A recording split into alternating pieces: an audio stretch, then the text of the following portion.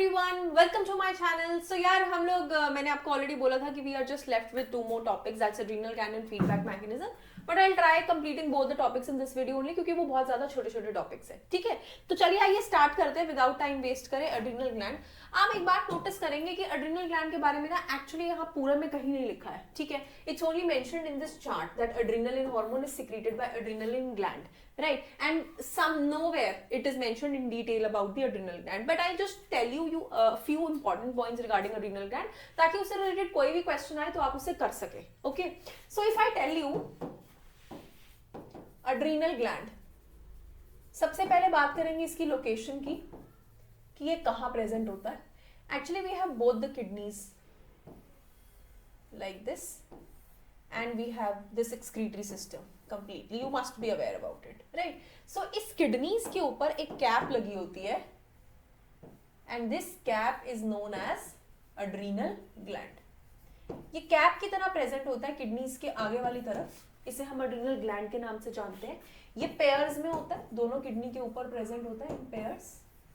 Apart from that adrenal gland की एक खासियत है कि ये एक्टिवेट हो जाता है in situation of emergency. In situation of emergency this adrenal glands gets activated. जब भी कोई इमरजेंसी होती है, हम किसी सिचुएशन ऑफ फियर में हैं, किसी सिचुएशन ऑफ फाइट में हैं, किसी सिचुएशन ऑफ फ्लाइट में हैं, आपने देखा होगा ऐसी कोई भी सिचुएशंस होती है ना तो दिल धक धक धक धक करता है। ठीक है, you tend to get very nervous, oh what's happening, दिल की धड़कन तेज हो जाती है, आपको बहुत ज्यादा ऐसा लगने लगता है कि the body is getting imbalance, but actually it's not that case. वहां पे क्या होता है कि इमरजेंसी में एड्रेनल ग्लैंड अपना एक हार्मोन रिलीज कर देता है जिसका नाम होता है एड्रेनलिन। क्योंकि जब भी हमें स्ट्रेस सिचुएशन आती है तो हमारी ब्रेन कोप अप करने में थोड़ी सी नाकामयाब हो जाती है, वहां पे ये हार्मोन एक्टिवेट होता है और जाके सप्लाई करता है फटाफट से कि चलो चलो फटाफट अपना अपना एक्टिविटी इंक्रीज करो, बॉडी को थोड़ा स्ट्रेस कंडीशन हो रहा है, ब्रेन को ज्यादा ऑक्सीजन की जरूरत है। तो एज ए रिजल्ट हमारी हार्ट बीट, हमारा रेस्पिरेटरी रेट, हमारा पंपिंग रेट सब कुछ बढ़ जाता है और टेंडेंसी रहती है रश्ड ब्लड फ्लो की, जिसकी वजह से हम थोड़े नर्वस हो जाते हैं और हमारे दिल की धक धक हमें सुनाई देने लगती है। That is the act of feeling nervous. तो वो किसकी वजह से होता है? वो होता है हमारे एड्रेनलिन हार्मोन की वजह से जो एड्रेनल ग्लैंड ने सिक्रेट किया होता है। ठीक है, वैसे तो एड्रेनल ग्लैंड की बहुत सारी डिटेल्स है, लेकिन क्लास 10th में इतनी डिटेल्स चाहिए नहीं है, तो I think we'll suffice to this only and it is more than enough. Apart from that adrenaline को स्ट्रेस हार्मोन के नाम से भी जाना जाता है, स्ट्रेस हार्मोन या इमरजेंसी हार्मोन। ठीक है, इसके नाम से बहुत अच्छे से जाना जाता है। चलिए, रही बात फीडबैक मैकेनिज्म की। Before I explain you feedback mechanism, एक बार क्विकली से रीड कर लेते हैं। If it is so important that hormone should be secreted in precise, that means little quantities, we need a feedback mechanism to be done. वो कह रहे हैं कि अगर आप चाहते हो कि प्रॉपर अमाउंट में हार्मोन रिलीज हो, ना बहुत ज्यादा ना बहुत कम, तो एक रेगुलेशन कंट्रोल चाहिए। The timing and amount of hormone released are regulated by feedback mechanism. किस टाइम पे हार्मोन रिलीज हो रहा है, कितना हार्मोन रिलीज हो रहा है, वो सब कौन रेगुलेट करता है? फीडबैक मैकेनिज्म्स रेगुलेट करते हैं। ठीक है, फॉर एग्जाम्पल अगर ब्लड में शुगर लेवल बढ़ जाते हैं तो they are detected by cells of pancreas that produce more insulin. ठीक है, कहने का मतलब है अगर शुगर के लेवल्स बढ़ गए तो उनको पैंक्रियास के सेल डिटेक्ट कर लेते हैं एंड वो ज्यादा इंसुलिन प्रोड्यूस करके फिर रिस्पॉन्ड देते हैं।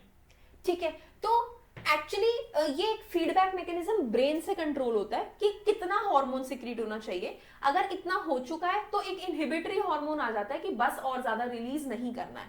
वेयर एज अगर कम रिलीज हो रहा है तो एक रिलीजिंग हार्मोन आ जाता है कि यार कम रिलीज हो रहा है, थोड़ा और रिलीज कर दो। I told you about hypothalamus कि वो रिलीजिंग हार्मोन्स रिलीज करता है, लिखा हुआ है ना रिलीजिंग हार्मोन्स। तो ऐसे ही इनहिबिटरी हार्मोन्स भी होते हैं जो ज्यादा हार्मोन रिलीज होने पे सप्रेस करने भी आ जाते हैं। ठीक है, तो ये हमारा फीडबैक मैकेनिज्म है कि अगर इनके शुगर लेवल बढ़ जाते हैं और वो पैंक्रियास सेल ने डिटेक्ट कर लिया तो वो तुरंत इंसुलिन रिलीज करने लग जाएंगे ज्यादा।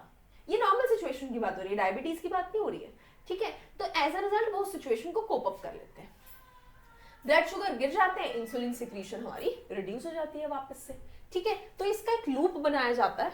आई will just show you once, feedback loop बोलते हैं उसको, we call it as feedback loop. Feedback loop में क्या होता है? For example this is pancreas,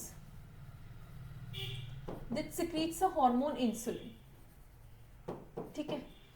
अब नॉर्मली हमारे ब्लड में शुगर का लेवल बढ़ गया तो पैंक्रियाज एक्टिवेट हो जाएगा और more and more insulin secrete करने लगेगा, ठीक है। थोड़ी देर बाद शुगर का लेवल नॉर्मल हो गया, शुगर का लेवल नॉर्मल हो गया तो पैंक्रियाज अपने इंसुलिन को वापस खींच लेगा,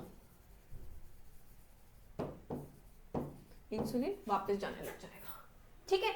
तो ये है नेगेटिव। तो इस तरीके का फीडबैक मैकेनिज्म चलता है और हार्मोन्स की correct amount of secretion regulate करने में हेल्प करता है, ठीक है। With this we end with the chapter control and coordination and I hope आप लोगों को अच्छे से समझ में आया। I'll try and start discussing the next chapter as well, जो भी मैं pick up करूंगी क्लास 10th की importance के हिसाब से। If you want to give me any suggestions, please write down in the comment box. Thank you so much guys for watching my lecture. Stay in touch for more and more videos. Thank you.